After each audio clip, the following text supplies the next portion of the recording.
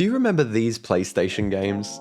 I've been revisiting them hard lately, and after seeing Sully on a recent Resident Advisor video, it's got me wanting to cook up that ambient D&B sound. Originally, I wanted to challenge myself by using renoise, but I just didn't understand the program, so maybe that's a video for a future episode. But still up for a challenge, I want to try and do all of the drum and bass parts on my electric kit live.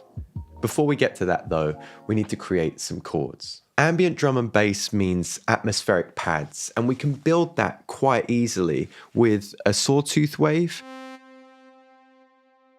adding unison, and combining an analog tone.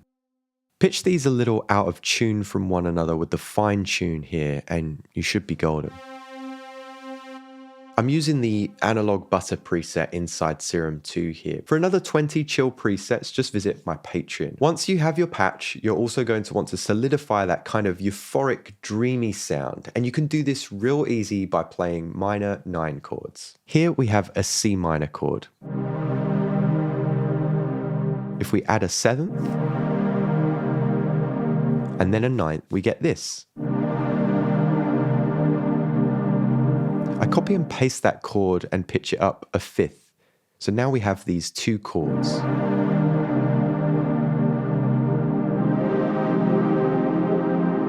If we want to change the mood at all, we can quite easily just work with inversions of what we already have. Here I'm going to remove the highest notes and maybe put that most lowest note up an octave here.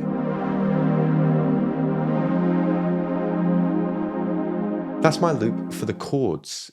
Easy peasy. I feel like a lot of tracks from this era would often feature that kind of acid 303 sound. So I'm going to grab the Use BL 303, which is also a free plugin, and add something simple here that can be modulated over time. Keeping it simple with the 303 melody. I'm going to duplicate that 3 more times. And with the 3rd and 4th duplicates, I'm going to pitch those up a 7th. Let's make this feel a little bit more acid by opening this unfold device view and assigning an LFO. My LFO I've set to a rate of 1.5 but kept it on sine and assigned it to the cutoff. This allows it to grow brighter and fall darker. If we get a second LFO, we can set it to random. I've got quite a fast rate and assigned it to the envelope mod. I'll also add some reverb and an auto filter for the switch up in the B section. I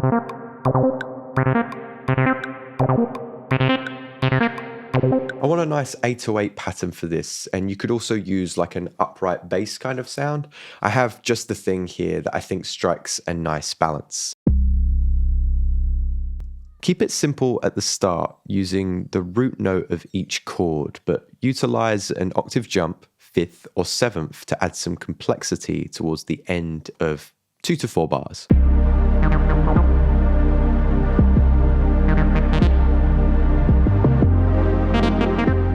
This 808 is actually from my pack 808 Essentials, which you can find on Tracklib. If you haven't checked out Tracklib yet, it's basically my favorite platform for digital crate digging. It solves all the sample clearance headaches whilst giving you access to a massive library of sounds, from classic recordings to exclusive packs by Grammy-winning producers. There are royalty-free loops, one-shots, and artists like Kendrick, Kaytranada, J. Cole have all sampled from there. Right now, they're running a campaign called Tracklib Matched, which is perfect if you're coming from another sound library, like I am. Basically, if you've built up a ton of credits that you're not doing anything with from another platform, Tracklib will match them when you sign up, so you don't lose anything when you switch. You'll get immediate access to the full Tracklib library and can start creating with fresh, inspiring sounds. It's only running until the end of April, so jump on it whilst it's live. All you need to do to make the switch is click the link in the description to sign up, choose your plan and add your payment details, then press subscribe. Once your payment has gone through, click through the link and fill out the form to tell Tracklib how many credits you're owed with a screenshot of those credits as evidence. Now, let's get back to the episode. I'd say we have enough here to add the challenging part now, the groove. Whether you're playing your own kit using an MPC or chopping up samples, make sure that your sounds are short and you have a range of snares. Let's go for it, huh?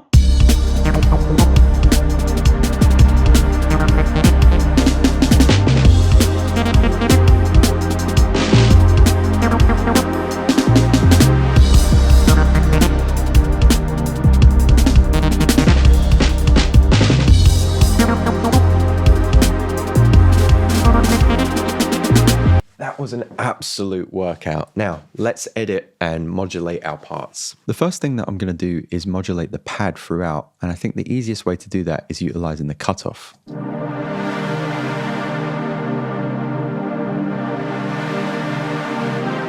So we'll kind of have these waves of sound.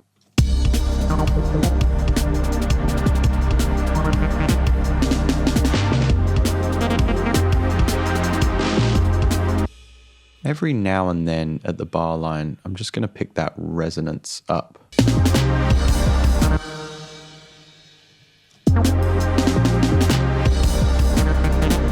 I think that works quite well. We also can create some motion with LFO3 here. Adding a gate at this section will work really well because we already have that little section there. We're going to use the returns here to add an occasional delay to some of these 303 stabs. I've been seeing this trick on Instagram where you add a flanger to a drum fill, and I think it gives a really cool sound. So we're going to add this flanger here and really crank up that feedback. I think it sounds really good there.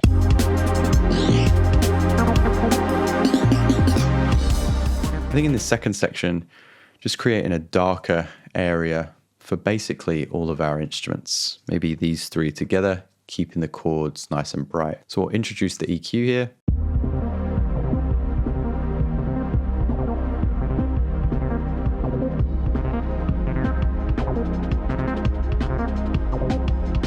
Oh, side note, I was checking out my YouTube analytics the other day and I realized that most of my returning viewers aren't yet subscribed. I'm trying to hit that 100,000 subscriber milestone as soon as possible. So if you haven't yet, please hit that subscribe button. I don't often plug that. Let's carry on.